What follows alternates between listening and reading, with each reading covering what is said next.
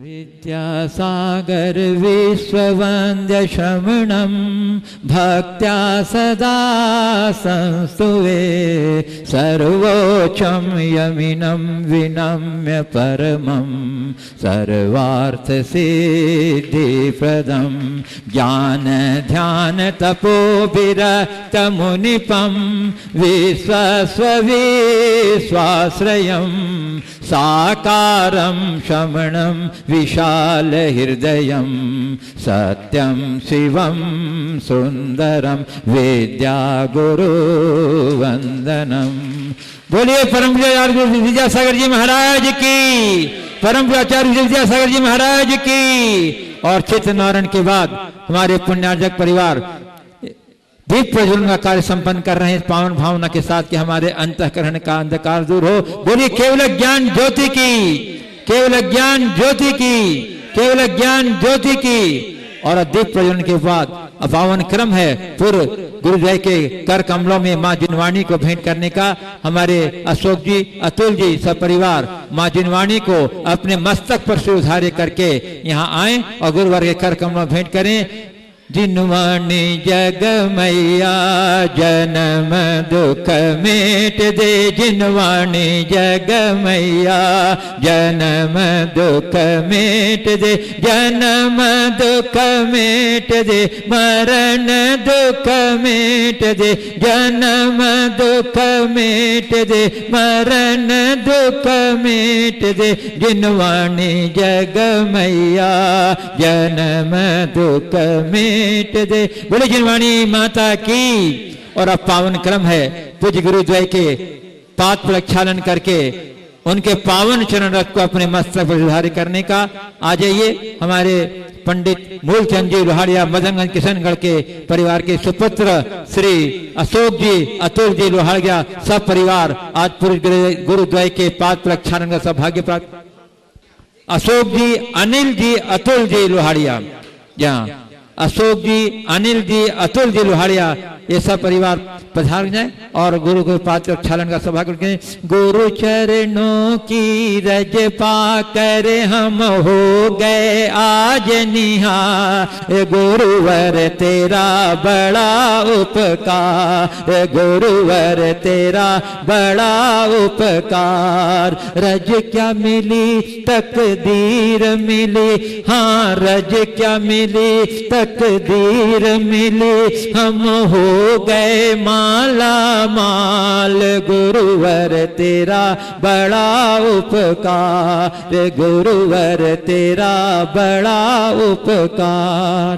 गुरु चरणों की रज पाकर हम हो गए आज निहाल, गुरुवर तेरा बड़ा उपकार, गुरुवर तेरा बड़ा उपकार। बोलिए परम ब्रह्म प्रमाण सागर जी मुनि महाराज की, परम ब्रह्म से विराट सागर जी मुनि महाराज की। इस प्रकार आज के ये मांगलिक कार्य संपन्न हुए।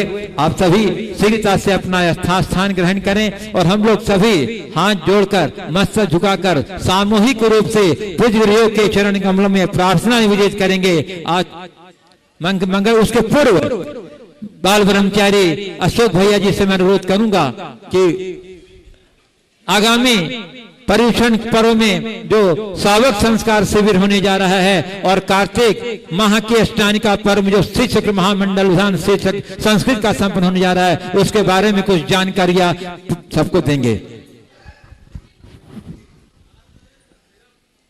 बंधुओं,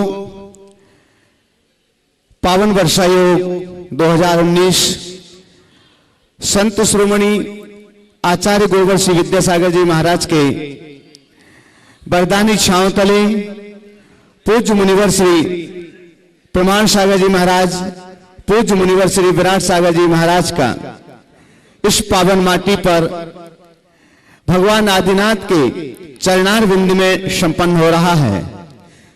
प्रतिवर्ष की भांति इस वर्ष भी पर्वराज पर्युषण पर श्रावक संस्कार शिविर का आयोजन किया जा रहा है। इस वर्ष यह आयोजन विशेष होगा क्योंकि इस बार आपको पर्वराज पर्युषण पर ध्यान पूजन विधान के अतिरिक्त सिद्धों की इस पावन भूमि पर रजिस्ट्रेशन प्रारंभ हो चुके हैं। जो भी शिवरार्थी इस बार पावन सिद्ध भूमि बावन गजाजी सिद्ध क्षेत्र पर श्रावक संस्कार शिविर में अपनी सहभागिता देना चाहते हैं, सम्मिलित होना चाहते हैं, वे प्रामाणिक पर जाकर के फॉर्म वहां पर अपने फिलअप कर सकते हैं, फॉर्म भर करके अपना नामांकन करवा सकते हैं। साथ ही आष्टानिक महापर्व जो इस चातुर्मास के निष्ठापन के बाद कार्तिक मास में आने वाला है, कार्तिक मास के आष्टानिक महापर्व पर संस्कृत का सिद्धचक्र महामंडल विधान, 52 मंडलीय सिद्धचक्र महामंडल विधान इस पावन भूमि पर संपन्न होने के लिए जा रहा है, जिसके लगभग 14 से 15 मंडल बुक हो चुके हैं। हम आपके लिए बतला दें, एक मंडल की राशि 1,51,000 रुपए रखी गई है और यह अभी से घोषित इसलिए किया गया है कि आप जल्दी से जल्दी अपनी मंडल बुक कराएं और आप अपना और अपने परिवार के लिए एक मंडल सुरक्षित आरक्षित कर सकें।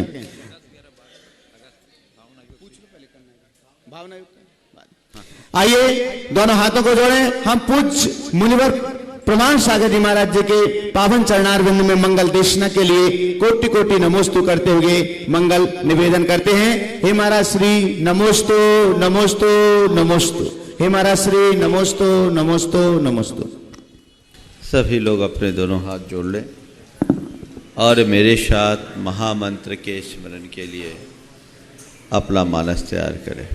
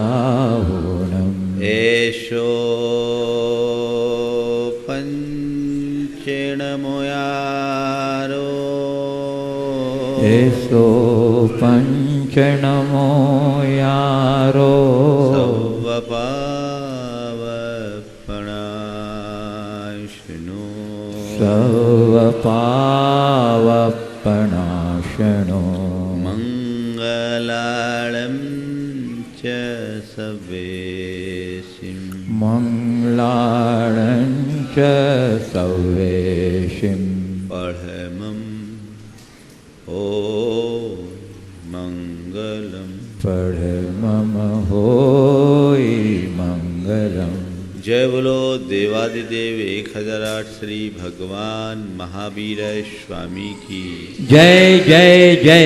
अहिंसा परमो धर्म की जय जय जय। परम पूज्य आचार्य गुरुवर श्री विद्यासागर जी महाराज की जय जय जय। परम पूज्य 108 मुनिवर श्री प्रमाण सागर जी मुनि महाराज की जय जय जय। परम पूज्य मुनिवर श्री विराट सागर जी मुनि महाराज की जय जय जय। प्रभु भक्ति में लवलीन आचार्य मानतंग अभी तक भगवान के नाम रूप और गुणों का स्मरण कर रहे थे। अब और एक कदम आगे बढ़ते हुए कहते हैं, प्रभु मुझे आपके भीतर का जो ज्ञान दिखता है वो अन्यों में कहीं नहीं दिखता। मैं हर दृष्टि से सारे संसार के बड़े बड़े विभूतियों से आपकी तुलना करता हूँ तो आपके सामने कोई खड़े नहीं होते। आप अद्भुत हो, अकल्पनीय हो, अनोखे हो, आपकी कोई शानी नहीं, आपकी किसी से कोई तुलना नहीं की जा सकती। आगे के 2 छंद आज जिनकी चर्चा यहाँ होनी है, इसे हमें थोड़ा व्यापक दृष्टि से समझने की जरूरत है। आचार्य मानतुंग भक्ति में लीन है और कहा जाता है कि जब कोई भक्त अपनी भक्ति में लीन होता है तो उसका इष्ट या उपास ही उसके लिए सर्वश्रेष्ठ रहता है। आचार्य मानतुंग भी भगवान ऋषभदेव की भक्ति में लवलीन हो गए तो उनके लिए ऋषभदेव के आगे दुनिया की कोई भी विभूति कुछ नहीं, वो उनके लिए सर्वोपरि हो गई। उससे आगे उन्हें कोई कुछ नहीं लगते और मानतुंग यही अभिव्यक्ति दे रहे हैं। जैसा कल मैंने कहा था कि मीरा कहती कि मेरे तो गिरधर गोपाल दूसरो न कोई। इसी तरह आचार्य मानतुंग के साथ ये स्थिति है। वे कहते हैं मेरे लिए तो केवल आप हो और आपके अलावा मुझे और कोई दिखता नहीं, औरों में भी यदि देखता भी हूं तो केवल आपका रूप दिखता है। ये भक्ति की पराकाष्ठा है। आज उसी आधार पर कुछ मीमांसा यहाँ पर कर रहे हैं। हम पहले 2 छंद लें और फिर उन दोनों छंदों के तात्पर्य अर्थ को समझने की कोशिश करेंगे। ज्ञानम यथा त्वयि विभाति कृतावकाशम,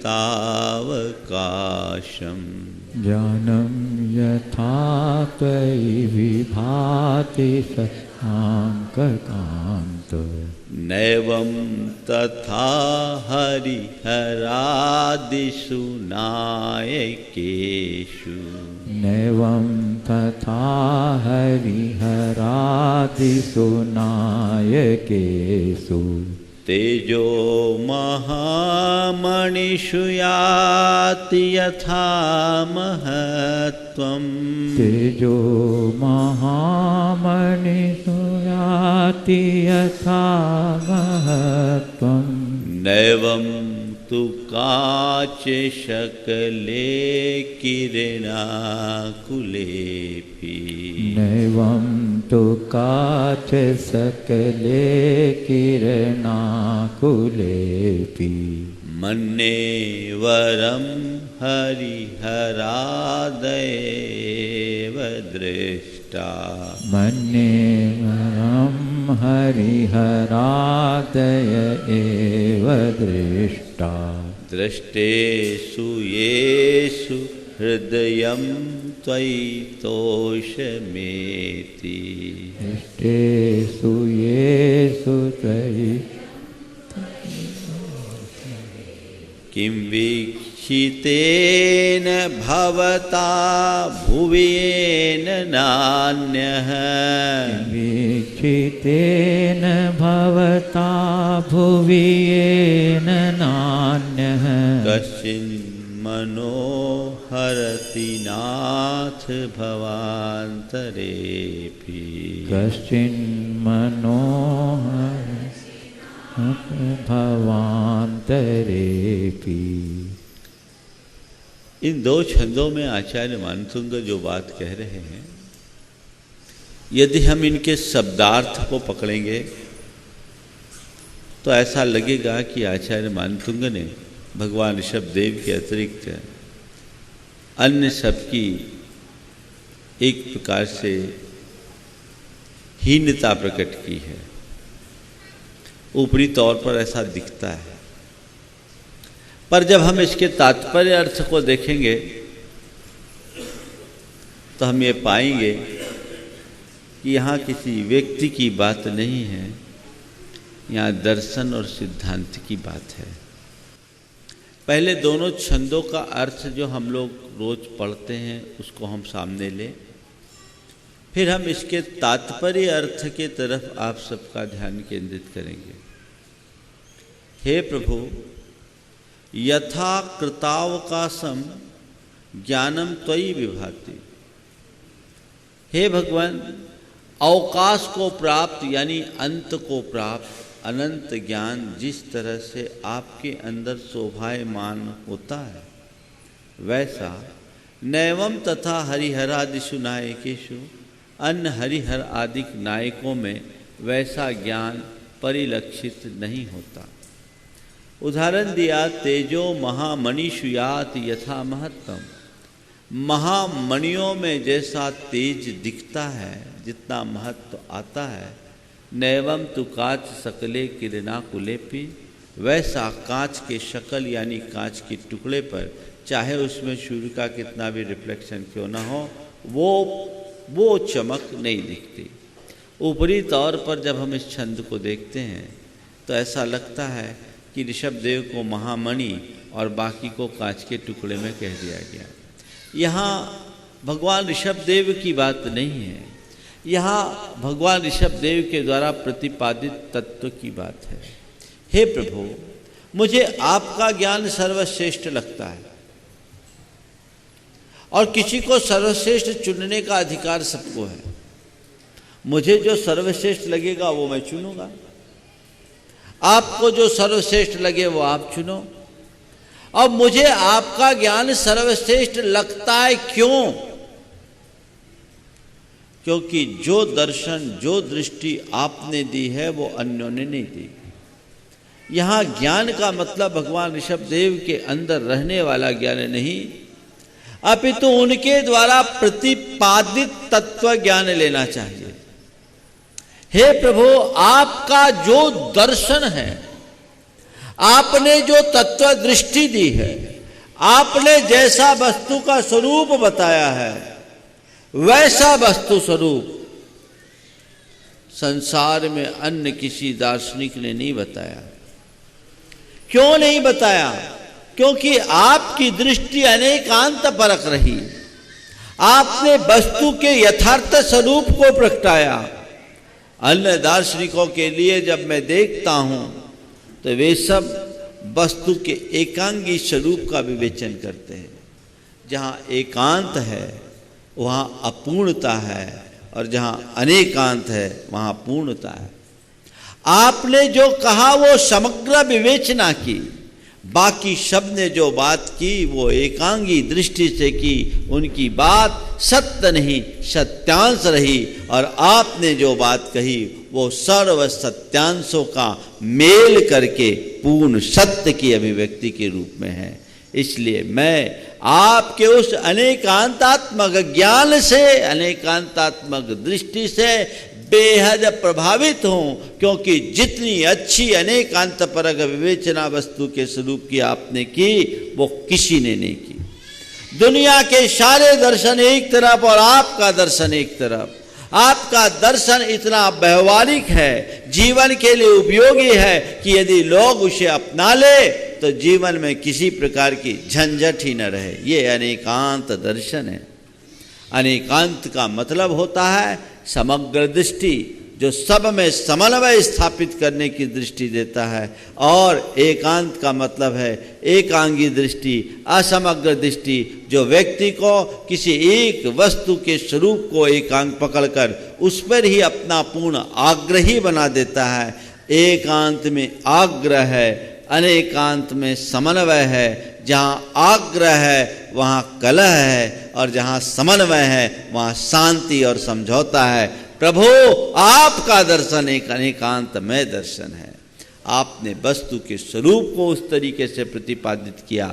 दुनिया के जितने दार्शनिक हैं उन्होंने या तो वस्तु को नित्य कहा या उसे क्षणिक कहा, अनित्य कहा, अलग अलग तरीके से सबने कहा, लेकिन प्रभु आपने वस्तु को सर्वांगीण दृष्टि से विवेचित किया। आपके दर्शन में ये बात आती है कि वस्तु अपने स्वरूप की अपेक्षा नित्य है, पर उसमें क्षण क्षण होने वाले परिवर्तनों की अपेक्षा वो अनित्य है। वो नित्य भी है परिवर्तन और अनित्य भी है, उसमें परिवर्तन भी है और स्थिरता भी है। वस्तु का मौलिक स्वरूप कभी विनष्ट नहीं होता, इसलिए वह स्थिर है, और उसके स्वरूप में एक रूपता नहीं होती, इसलिए परिवर्तन है। ये परिवर्तन और स्थिरता का सिद्धांत आपका मौलिक सिद्धांत है, जिसे आपने उत्पाद व्यय द्रव्य के माध्यम से त्रिलक्षण परिणामित्व के रूप में सारे जगत को बताया। ये और कोई दार्शनिक नहीं बता पाए, इसलिए मैं आपका कायल बन गया हूं। मैं आपके ज्ञान का एकदम दीवाना बन गया हूं। आपने जो तत्व ज्ञान दिया मुझे अब पूरी तरह समझ में आ गया। जब तक आपके संपर्क और संसर्ग में नहीं आया था, आपके ज्ञान को मैंने नहीं पाया था, तब तक मेरा ज्ञान अधूरा था। जब आपके ज्ञान को मैंने पाया तो आज मुझे लगता है कि वाकई में सत्य का परिज्ञान हो गया है, और जो आपने कहा है वही सत्य है, क्योंकि आपने सब सत्यों को समन्वित करके बात की। ये अनेकांतात्मक दृष्टि के प्रति एक अभिव्यक्ति है। हम जब इस तरह से अर्थ करते हैं तो कहीं कोई बात नहीं होती। अनेकांत का दर्शन सारे दर्शनों का सिरमौर है, जो सब दर्शनों को अपने में समाने की शक्ति रखता है। अनेकांत दर्शन और एकांत दर्शन में एक अंतर है। दुनिया के जितने दर्शन है वह कहते हैं खरा सो मेरा, मेरा सो खरा। दुनिया के सारे दर्शन कहते हैं और दार्शनिक कहते हैं मेरा सो खरा। अरे भगवान आपका अनेकांत दर्शन करता है खरा सो मेरा, मेरा सो खरा और खरा सो मेरा, दोनों में बड़ा अंतर है। समझ में आ रही बात? मेरा सो खरा और खरा सो मेरा, इन दोनों में बड़ा अंतर है। मेरा को जब खरा कहेंगे तो झगड़ा होगा, और खरा से खरा सो मेरा कहेंगे झगड़े खत्म होंगे। भगवान आपका ये अनेकांतात्मक दृष्टिकोण सभी के हृदय को छूता है। मेरे हृदय को अंतस्करण से छू रखा है, और मैंने देख लिया ये दृष्टि अन्य किसी में है ही नहीं। सब एकांतवादी है, और उसी एकांत के कारण झगड़े हैं। आज आपके सामने मुझे वो अनेकांतात्मक दृष्टि प्रकट हुई, इसलिए मैं कहता हूँ जिस तरह का अनेकांतात्मक ज्ञान, जिस तरह की अनेकांतात्मक दृष्टि आपने दी है, संसार के किसी दार्शनिक ने नहीं दी, किसी दार्शनिक ने नहीं दी। मैं आज देख रहा हूं उनको, वो उनके समकक्ष कहीं लगते ही नहीं हैं। इसलिए मैं आज आपके शरणागत हो गया हूं। अगर मूल शब्दों के अर्थ को लेते तो अर्थ अलग होता, लेकिन हम जब तात्पर्य अर्थ लेते हैं तो अलग होता है। कई बार शब्दों का तात्पर्य अर्थ बिल्कुल ही अलग हो जाता है। एक राजा को राज खजाने में राजा को कुछ पैसों की जरूरत थी, और रुपयों की जरूरत थी, तो एक बीजक लिखा था, मकराना और खाटू के बीच खजाना भरा है। क्या लिखा था?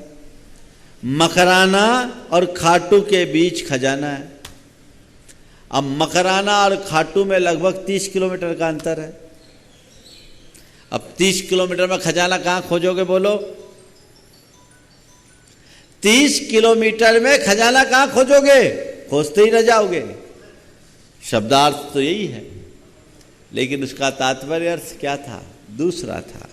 उस राजा के राजमहल में एक तरफ मकराना का पत्थर लगा था, दूसरी तरफ खाटू का पत्थर लगा था। उस मकराना के पत्थर वाले खंबे और खाटू के पत्थर वाले खंबे के बीच में खजाना गड़ा था। निकाल लिया, खजाना निकल गया। बात समझ में आई? नहीं आई समझ में? बजाओ तो ताली। एक तरफ मकराना का खंबा, एक तरफ खाटू का खंबा, इसके बीच में खजाना। ये है तात्पर्यार्थ। तो प्रभु आपकी बातें मुझे युक्ति मत लगती है, इसलिए वो मेरे हृदयग्राही है। आपकी बात मेरे दिल दिमाग में इस तरह से बैठ गई है कि अन्य किसी की बात अब बैठती ही नहीं। मैं अनेकांत का उपासक हूँ, मैं अनेकांत की आराधना करता हूँ, और उस अनेकांतात्मक तत्व बोध को प्राप्त कर लेने के बाद अब मुझे और कोई अच्छा नहीं लगता है। मैं आपसे पूरी तरह प्रभावित हो गया, और इस कदर प्रभावित हो गया कि अब मुझे और कोई अच्छे लगते ही नहीं। एक बात बताऊं, भगवान ऋषभ देव द्वारा प्रतिपादित जैन दर्शन को जिसने एक बार आत्मसात कर लिया, वो दुनिया के किसी दर्शन से प्रभावित नहीं हो सकता, हो ही नहीं सकता। मैं 20वीं शताब्दी के 2 उदाहरण आपको दूंगा। 20वीं शताब्दी में एक युग था जब शास्त्रार्थ हुआ करते थे विभिन्न धार्मिकों के बीच। उस समय जैनियों का आर्य समाजियों से बड़ा शास्त्रार्थ होता था। उन दिनों एक आत्मानंद जी करके आर्य समाजी विद्वान साधक थे। वे जब मरणासन थे तो कुछ चिंतित से दिखाई पड़े। उनकी शिष्य मंडली उन्हें घेरे हुए थी। शिष्यों ने कहा, गुरुदेव आप तो प्रभु का स्मरण करें, आप चिंता न करें। बोले, मुझे कोई चिंता नहीं। चिंता किस बात की, वैसे ही सन्यासी हूं। चिंता केवल एक है, मेरे बाद जैनियों से शास्त्रार्थ कौन करेगा। मेरे बाद जैनियों से शास्त्रार्थ कौन करेगा। उनकी शिष्य मंडली में एक कर्मानंद जी नाम के बड़े विद्वान साधक थे। उनने कहा, महाराज मैं करूंगा। तू करेगा, कुछ आता जाता है सो करेगा। महाराज चप्पा चप्पा छान मारूंगा आपको, आप आशीर्वाद दें। उनने गुरु को वचन दिया, गुरु ने आशीर्वाद दिया। 1922 में अंबाला में आखिरी शास्त्रार्थ हुआ। वो शास्त्रार्थ कर्मानंद जी के नेतृत्व में हुआ। इधर जैन विद्वानों का भी एक समूह था। जैन संघ मथुरा 84 उसका मुख्यालय था। जैन विद्वानों की ओर से पंडित राजेंद्र प्रसाद जी फिरोजाबाद से थे, पंडित जगन मोहन लाल और अन्य विद्वान भी थे। 6 दिन तक के शास्त्रार्थ में कर्मानंद जी ने जो तर्क प्रस्तुत किए, उन तर्कों के आगे जैन विद्वानों के पांव उखड़ने लगे। उनके प्रबल तर्कों के आगे जैन विद्वानों के पांव उखड़ने लगे। और 7वें दिन उन्होंने कहा कि आज शास्त्रार्थ सभा का सदा सदा को अंत होगा। एक बारगी जैन विद्वान सख्ते में आ गए कि पता नहीं आज क्या कहर ढाया जाएगा, पता नहीं आज क्या कहर ढाया जाएगा। जैसी ये बात हुई, शास्त्रार्थ की शुरुआत हुई, कर्मानंद जी ने अपनी तरफ से बात करते हुए कहा कि इन 6 दिनों में मैंने ये बात अच्छी तरह से जान लिया। इन 6 दिनों में मैंने ये बात अच्छी तरह से जान लिया कि जैन दर्शन से श्रेष्ठ कोई दर्शन नहीं और जैन धर्म से श्रेष्ठ कोई धर्म नहीं।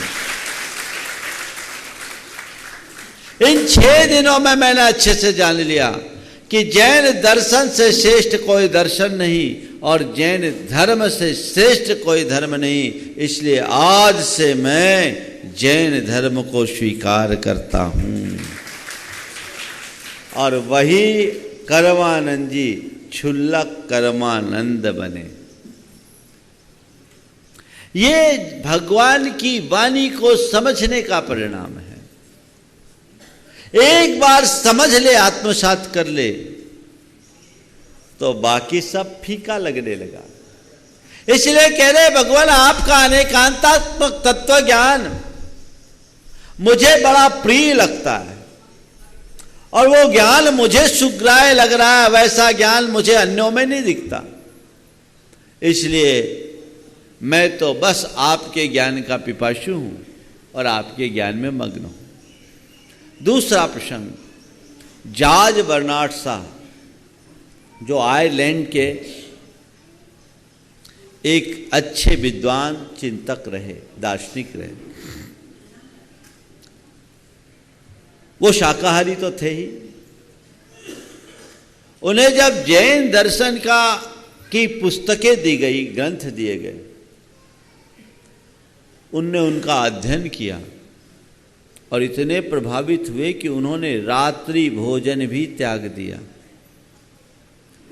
और गांधी जी के पौत्र तुषार गांधी ने उनसे जब एक इंटरव्यू लिया, जो उनकी ऑटोबायोग्राफी में छपा है, तो उन्होंने बात कही, वो जैन दर्शन से इस कदर प्रभावित हो गए कि उनने कहा कि इफ देयर इज रिवर्स, I wish to reborn in Jain family. ये बात समझने की है। बंधुओं, हम जो कुछ भी जानते हैं, यदि उसकी तह में जाएं तो हमें बहुत कुछ जानने को मिल सकता है। तो कह रहे प्रभु, आपके ज्ञान के समकक्ष, यानी आपके दर्शन के समकक्ष मुझे और कोई दर्शन दिखता नहीं। मेरी दृष्टि में आपका दर्शन सर्वश्रेष्ठ दर्शन है, क्योंकि आप अनेकांत दर्शन के हिमायती हैं और आप अहिंसा का मार्ग बताते हैं। अनेकांत ही एक ऐसा दर्शन है जो सारे संसार को एक सूत्र में पिरो सकता है, जहां केवल अपनी बात नहीं, सामने वाले की बात का भी आदर हो। अनेकांत और एकांत को दो शब्दों से जाना जा सकता है, एक ही और भी।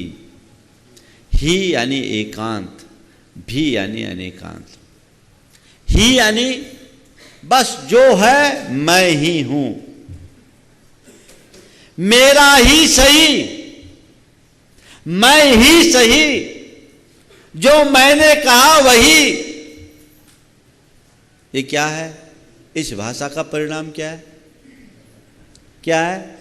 बोलो। किसी बात में कोई व्यक्ति अड़ जाए तो क्या होता है? अड़ने वाला लड़ता है ना? जहां अड़ोगे वहां लड़ोगे। मैं ही, मैं ही, मैं ही, मैं ही, यह एकांत। और दूसरा है भी, मैं भी, तुम भी, वह भी, यह भी, सब भी है अनेकांत। जहां केवल अपनी ही बात का आग्रह हो एकांत, और जहां अपनी बात के साथ सामने वाले का आदर हो अनेकांत। भगवान आपका दर्शन अनेकांत दर्शन है, जो सबका आदर करने की पाठ पढ़ाता है, आदर करने का पाठ पढ़ाता है। अपनी जगह मैं सही, और उसकी जगह वो सही। जिसे मैं सही समझता हूं वो किसी की दृष्टि से गलत भी हो सकता है, और जिसे मैं गलत समझता हूं वो किसी की दृष्टि से सही भी हो सकता है। इसलिए केवल अपनी बात का आग्रह रखना कतई उचित नहीं। अनेकांतात्मक दृष्टि रखो। अपने मन से पूछो क्या होता है, हमारा अपना एटीट्यूड क्या होता है। हर व्यक्ति अपनी बात को ही सही मानता है और अपनी ही बात को सामने वाले को थोपना चाहता है, कि सामने वाले की बात को भी स्वीकारने की गुंजाइश रखता है। ज़्यादातर लोग अपनी बात को थोपने के आदी और अभ्यासी हैं। सामने वाले की बात पर कोई कंसीडरेशन उनके पास नहीं होता, और इसी कारण झगड़े होते हैं। सारे झगड़े की जड़ यही है। जैन दर्शन कहता है नहीं, तुम अपनी जगह सही हो, ये बिल्कुल सही है, लेकिन केवल तुम ही सही हो, ये बात कतई सही नहीं है। विनोबा जी के पास एक युवक गया। उसने कहा, बाबा पता नहीं लोग मेरी बात को क्यों नहीं मानते, जबकि मैं जो कहता हूं बिल्कुल सही कहता हूं। लोग मेरी बात को क्यों नहीं मानते पता नहीं, जबकि मैं जो कहता हूं बिल्कुल सही कहता हूं। विनोबा जी ने कहा, अच्छा तुम इस बात पर कायम हो कि तुम जो कहते हो वही सही होता है? क्या तुम इस बात पर कायम हो कि तुम जो कहते हो वही सही होता है? बोले हाँ, मैं जो कहता हूं वही सही है। तो विनोबा जी ने सवाल किया, ये बताओ हिमालय किधर है? आप लोगों से पूछो तो क्या उत्तर होगा? बहुत सारे स्टूडेंट दिख रहे हैं आज। हिमालय किधर है? बोलो तो क्या है उत्तर? नॉर्थ में है ना, उत्तर में है। एक स्वर में बोलो, इतने लोग बैठे हैं। किधर है हिमालय? उत्तर में है ना? हिमालय उत्तर में है, इसमें कोई संशय, कोई डाउट है? बिल्कुल नहीं ना। हिमालय उत्तर में ही है ना? बोलो पक्का? लॉक कर दूं? हिमालय उत्तर में ही है। सबका उत्तर है ना? हिमालय, जोर से बोलो, हिमालय। और यही सवाल किसी चीन के आदमी से करे तो क्या हो गया? ये सवाल चीन के आदमी से करे तो हिमालय कहां होगा? बोलो कहां होगा? तो हिमालय उत्तर में ही है। ये उत्तर सही है या गलत? बोलो क्या हो गया? हिमालय उत्तर में ही है, ये उत्तर सही है या गलत?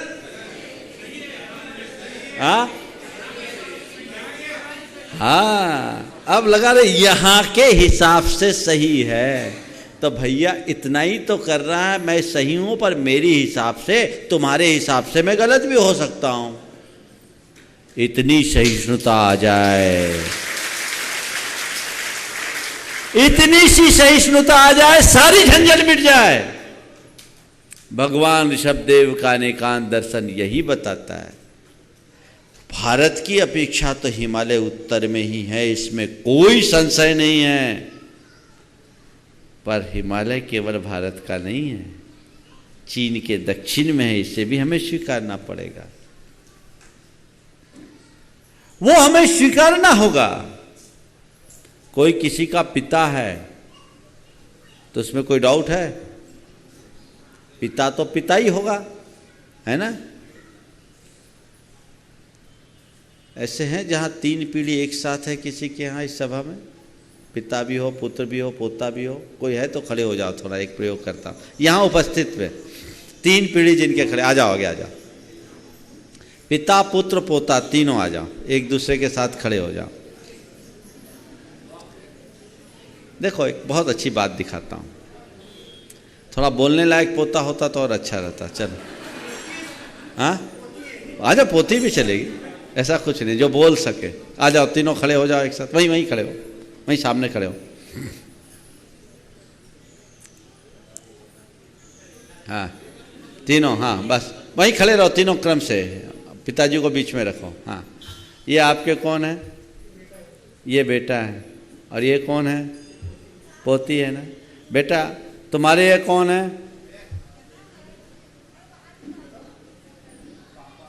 ये पापा है ना तुम्हारे? हाँ, ये पापा है। तो तुम अपने पापा को क्या बोलते हो? पापा बोलते हो? माइक दो उसको। देखिए अभी पूरा अनेकांत का रहस्य खुल जाएगा यहीं सामने सामने। क्या बोलते हो अपने पापा को? पापा बोलते हो ना? माइक पे बोलो, क्या बोलते हो? पापा। पापा बोलते हो। और तुम्हारे दादा तुम्हारे पापा को क्या बोलते हैं? बेटा बोलते हैं? पापा। पापा, दादा भी पापा बोलते हैं। दादा तो पापा, पापा दादा को पापा बोलते हैं। दादा तुम्हारे पापा को क्या बोलते हैं? बेटा बोलते हैं ना? हाँ बेटा बोलते हैं। देखो, अब ये है जो अपने पिता का बेटा है और अपनी बेटी का पिता है ना? एक ही व्यक्ति पिता भी है और पुत्र भी है। कभी अपनी दादा से इस बात के लिए झगड़ा करी कि पापा, मेरे पापा को पापा बोलो, बेटा मत बोलो, कभी बोला क्या? कभी कोई पोता नहीं झगड़ता। एक छोटा सा बच्चा भी जानता है कि ये मेरे पापा है और ये उनके पापा, उनके बेटे हैं। रोजमर्रा के जीवन में ये बात अनुभव में आती कि नहीं आती? और जीवन के सारे व्यवहार को हम परस्पर सापेक्ष दृष्टि से ही समझते हैं, स्वीकारते हैं, तब हमारा व्यवहार फलीभूत हो पाता है। यदि हम इतनी सहिष्णुता अपने सब व्यवहारों में ले आए तो झगड़े ही खत्म हो जाएंगे, किसी तरह की बात नहीं रहेगी। बस यही अनेकांत है जो मुझे आपको समझाना था। बैठ जाएं। एक का पिता तो एक का पुत्र, किसी का पिता किसी का पुत्र, सब कुछ सापेक्ष है और हमें सापेक्षिक दृष्टि से ही चीजों को समझना चाहिए। वस्तु स्वरूप के विषय में जब हम विचार करते हैं तो हम जब अपने शरीर के विभिन्न रूपों को देखते हैं तो लगता है हम में पल पल कितना परिवर्तन हो रहा है, पर अपनी स्मृतियों और अनुभूतियों पर दृष्टि देते हैं तो लगता हम वही हैं। तो हम में दोनों रूप एक साथ दिखता है। हम बदल भी रहे और हम स्थिर भी है, हमें स्थिरता भी है और हमें परिवर्तन भी है। स्थिरता और परिवर्तन दोनों परस्पर विरोधी है, पर दोनों की दोनों बातें अविरुद्ध रूप से हमारे साथ जुड़ी है। और यही बात संसार के हर वस्तु के साथ लागू होती है। तो भगवान आपने ऐसा अनेकांतात्मक दर्शन हम सबको दिया, उस दर्शन को समझ लेने के कारण अब हमें और किसी का दर्शन पसंद नहीं आता। अब मुझे और किसी की बात रुचती नहीं। मैं आपके इस अनेकांतात्मक तत्व ज्ञान से बेहद प्रभावित हूं। मेरी अब किसी की और रुचि नहीं। मुझे लगता है कि जीवन का सार और निचोड़ आपने दे दिया, अब मुझे और किसी से प्रयोजन नहीं। और भगवान एक बात और मुझे समझ में आ रही है, अच्छा हुआ कि आपको पढ़ने के पहले मैंने अन्यों को पढ़ लिया। मन्ये वरम हरिहरादे एव दृष्टा दृष्टेश ये से हृदयम तई तोस्मिति। ए भगवान, अगर शब्दार्थ देखते तो आपके पहले मैंने हरिहर आदि को देख लिया, तो आचार्य मानतुंग के पैदा होने के बहुत पहले हरिहर आदि हो गए। मानतुंग ने कहाँ देखा होगा? आपको देखने के पहले मैंने उनको देख लिया। इसके शब्दार्थ में मत जाइए, इसके तात्पर्य अर्थ को पकड़िए। प्रभु, आपके दर्शन को पढ़ने के पहले मैंने दुनिया के अन्य सब दर्शनों को पढ़ लिया। सब दर्शनों को पढ़ने के बाद जब मैंने आपको पढ़ा, आपके इस अनेकांत मूलक जीवन दर्शन को पढ़ा, तो दृष्टेषु येषु हृदयम त्वयि तोषमिति, केवल आप में ही मुझे संतोष आता है। अच्छा हुआ कि सबको पढ़ने जानने के बाद आपको पढ़ा और जाना, और आपको जानने के बाद, अब सबको पढ़ने के बाद जब आपको मैंने पढ़ा जाना, तो अब मुझे और किसी को पढ़ने की कोई रुचि नहीं रही। किम वीक्षितेन भवता भुवि ये निनान्य कश्चिन मनो हरति नाथ भवांतरेपि। हे भगवान, आपको पढ़ लेने के बाद अब मैं आपसे इतना प्रभावित हो गया, इस कदर प्रभावित हो गया, मेरा कंसेप्ट पूरी तरह क्लियर हो गया, और केवल इस जन्म के लिए नहीं, जन्मांतरों में भी मैं अब इधर उधर नहीं देखूंगा। मुझे आपका दर्शन इतना प्रिय प्रतीत हो रहा है। मैं उस तत्व दर्शन का अनुयायी हूं। ध्यान रखें, व्यक्ति की कभी आलोचना नहीं होती और न कभी करना चाहिए, पर सिद्धांतों की समीक्षा हमेशा होती है, सिद्धांतों की मीमांसा हमेशा होती है। यहां आचार्य मानतुंग सिद्धांत की समीक्षा कर रहे हैं, और जब तक सिद्धांतों की समालोचना नहीं होगी, नवनीत हमारे हाथ में नहीं आएगा। बिना मंथन के नवनीत नहीं आता। और हमारे यहां तो कहते हैं कि हमारा किसी से पक्षपात नहीं, किसी से द्वेष नहीं। पक्षपातो न मे वीरे न द्वेषः कपिलादिषु युक्तिमत वचनम यस्य तस्य कार्यम परिग्रह। भगवान, मेरा आपके प्रति कोई विशेष अनुराग नहीं और अन्यों के प्रति मेरे मन में कोई द्वेष नहीं। जिसके वचन युक्ति पूर्ण है वो मुझे स्वीकार है। आपकी बात युक्तिपूर्ण दिखती है, इसलिए मैं आपकी बात से प्रभावित हूं, उसे आत्मसात करता हूं, वो मुझे रुचिकर लगती है। और अच्छा हुआ मैंने सबको पढ़ने के बाद आपको पढ़ा। देखो, तुलनात्मक अध्ययन हमारे लिए बहुत अच्छा होता है। जब तक हम किसी को तुलनात्मक तरीके से नहीं समझेंगे, नहीं जानेंगे, तब तक हम निष्कर्ष तक नहीं पहुंच पाएंगे। आपको पढ़ने के पहले अगर औरों को नहीं पढ़ा होता तो मन में एक खटका लगा होता, थोड़ा उसको भी जान लूँ, उसको भी जान लूँ, उसको भी जान लूँ।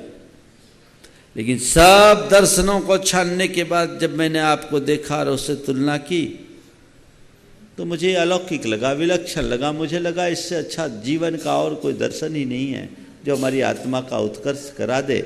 मैं अब किसी को और देखने को राजी नहीं। बंधुओं, व्यक्ति नहीं, यहाँ सिद्धांत की बात है। जैन दर्शन में तो व्यक्ति को कोई महत्व दिया ही नहीं गया, गुणों को महत्व दिया गया।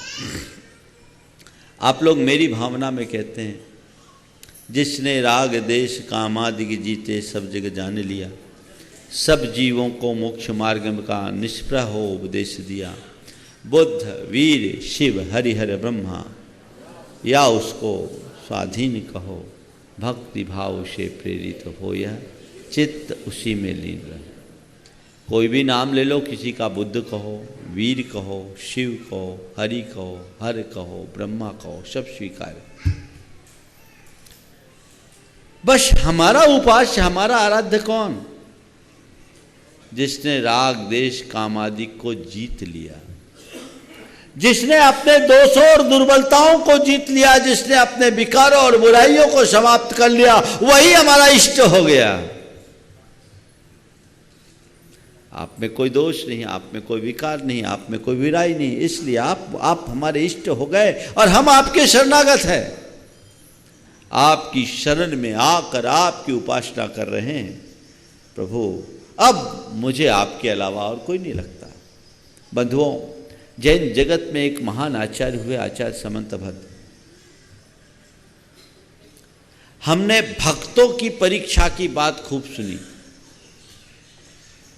भगवान की परीक्षा लेने वाले एक भगत प्रकट हुए आचार्य समंतभद्र के रूप में। अनोखे आचार्य, आप सब सुनकर आश्चर्य हो गए। वो एक बार भगवान के पास पहुंच गए। अब भगवान के पास गए तो भगवान ने पूछा, यहां क्यों आए? तो भगवान, आप क्या ये समोसरण, ये आसमान से देवों का आगमन, ये छत्र चमर आदि विभूतियां, इनसे प्रभावित होकर के मैं नहीं आया। दुनिया आपकी दीवानी बन गई, इससे प्रभावित होकर के मैं नहीं आया। स्वर्ग के देवता आपके चरणों में न्यौछावर हो रहे, यह देख करके मैं नहीं आया। मैं इस वजह से आपके पास नहीं आया। तो भगवान ने पूछा, बता तू आया है तो क्यों आया? आया तो है और भाव भक्ति से भरकर आया, क्यों आया? तो भगवान, मैं आपके पास केवल इसलिए आया हूं क्योंकि आप में मुझे कुछ अनोखी विशेषता दिख रही है, एक ऐसी विशेषता जो संसार में कहीं नहीं दिखी। मैं उससे प्रभावित होकर के आया और बेहद प्रभावित हूं। भगवान ने पूछा, आखिर देख तो तू देख क्या लिया, बता तो सही।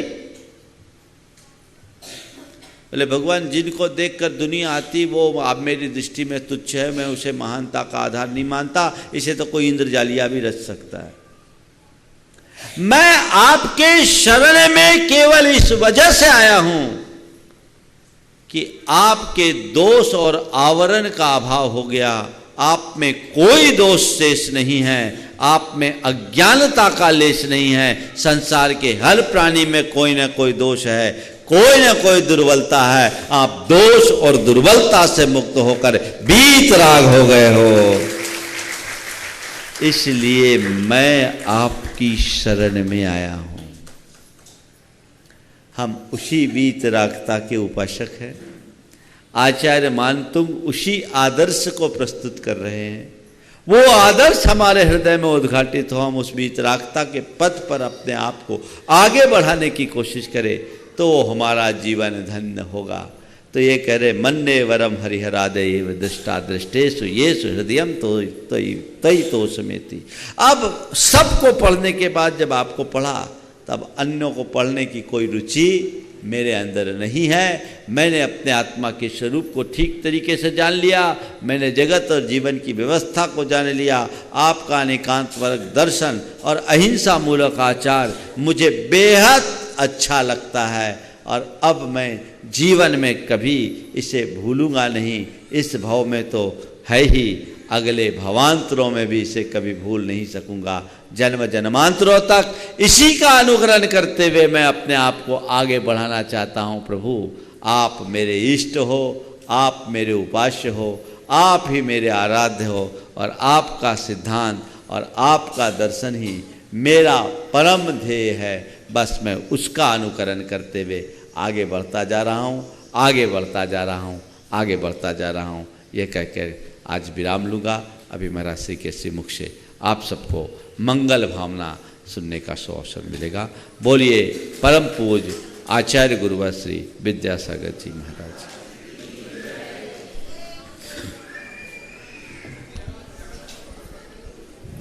मंगल मंगल होय जगत में सब मंगलमय होय। होय जगत में सब मंगलमय हो। इस धरती के हर प्राणी का मन मंगलमय हो। इस धरती के हर प्राणी का मन मंगलमय हो। कहीं क्लेश कालेश रहे ना दुख कहीं भी हो। कहीं क्लेश कालेश रहे ना दुख कहीं भी हो।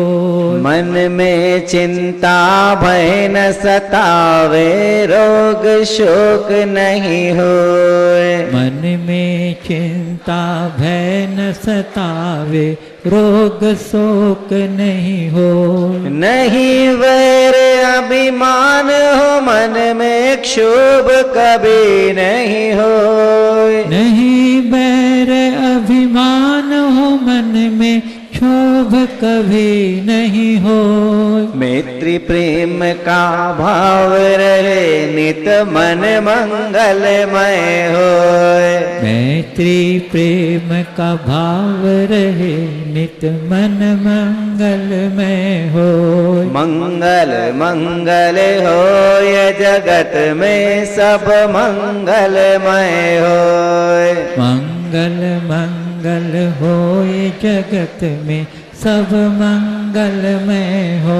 इस धरती के हर प्राणी का मन मंगलमय हो। इस धरती के हर प्राणी का मन मंगलमय हो। मन का सब संताप मिटे और अंतर उज्ज्वल होए। मन का सब संताप मिटे और मन मंगलमय हो। राग द्वेष और मोह मिट जाए आत्म निर्मल होए। राग देश और मोह मिट जाए आत्म निर्मल होय। प्रभु का मंगल गान करे सब पापों का क्षय होय। प्रभु का मंगल गान करे सब पापों का क्षय होय। इस जग के हर प्राणी का हर दिन मंगलमय होए। इस जग के हर प्राणी का हर दिन मंगलमय हो। मंगल मंगल होए जगत में सब मंगलमय होए। मंगल मंगल होए जगत में सब मंगलमय हो।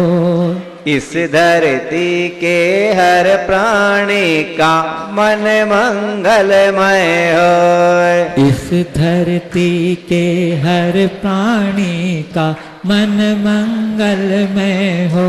गुरु हो मंगल, प्रभु हो मंगल, धर्म सुमंगल होए। गुरु हो मंगल, प्रभु हो मंगल, धर्म सुमंगल हो। मात पिता का जीवन मंगल, परिजन मंगल होए।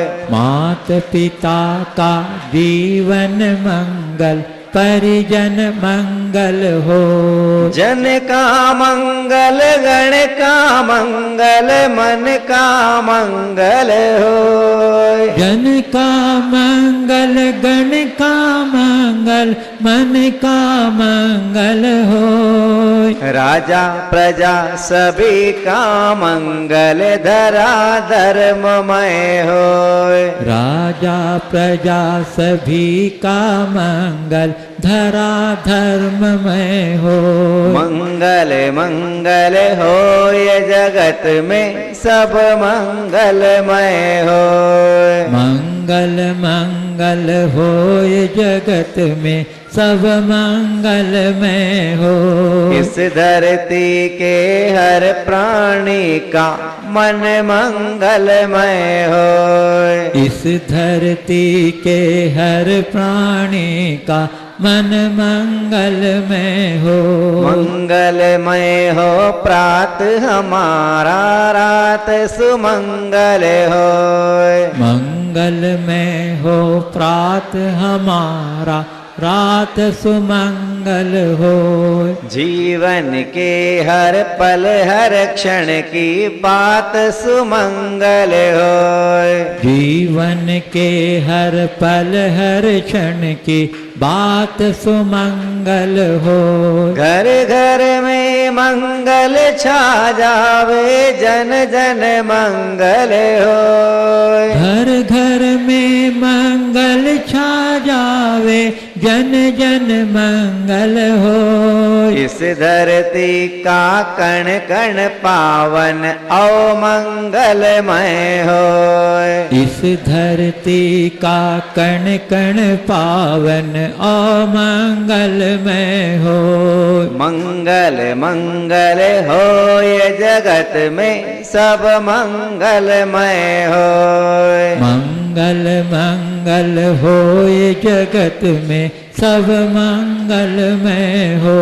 इस धरती के हर प्राणी का मन मंगलमय होए। इस धरती के हर प्राणी का मन मंगलमय हो।